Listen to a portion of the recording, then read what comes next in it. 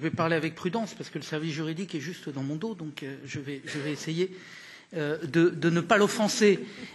Si j'étais un peu taquin ce matin, mais je ne le suis pas, je dirais que quand on est obligé de se faire couper la parole au bout de 10 minutes, c'est que le sujet que l'on expose n'est pas aussi simple que ce que l'on essaye de le faire croire. Donc, moi, tout ce que je vois, c'est qu'il y a un doute sur cette question. Et j'entends bien le débat politique sur le CETA, j'entends bien le débat politique autour de la nécessité ou pas de passer cet accord, j'ai bien une réponse là-dessus, mais ça n'est pas l'objet de notre réunion ce matin. L'objet de notre réunion ce matin, c'est la question juridique. La sécurité juridique et la lutte contre, j'allais dire, les incertitudes sont la pierre angulaire d'un État de droit.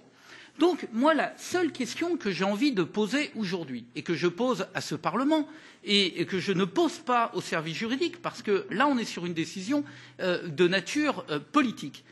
Pourquoi et de quoi avons-nous peur pour ne pas saisir la Cour de justice de cette question ?